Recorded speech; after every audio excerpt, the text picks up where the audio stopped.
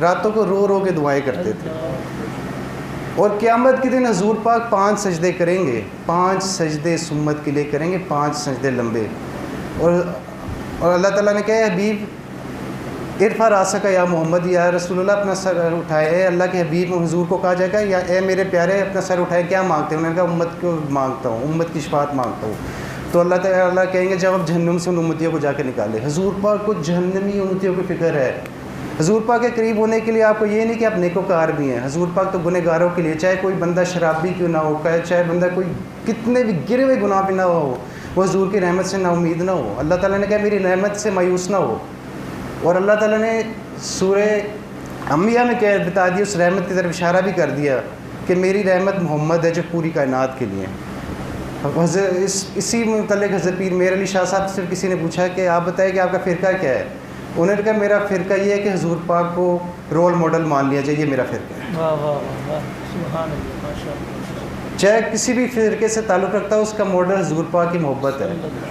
اگر آخری میں نقطہ اپنی بات ختم کرنا یہ چاہوں گا کہ اگر حضور پاک کی محبت چاہیے تو آپ جس بھی بڑی شخصیت ہو اس کے بچوں سے پیار کریں گے، اس کے ساتھیوں سے پیار کریں گے، وہ آپ سے پیار کریں گے.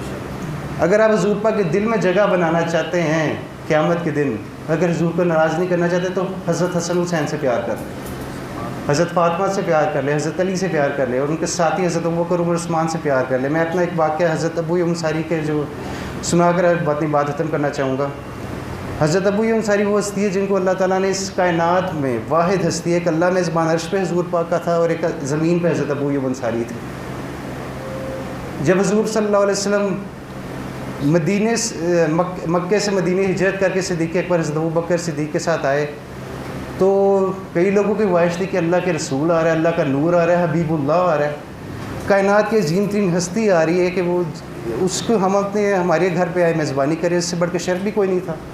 تو حضور پاک نے کہا میں ادھر ہی رکوں گا جہاں میری اونٹ نہیں رکے گی، میں اس جگہ پہ رکوں گا.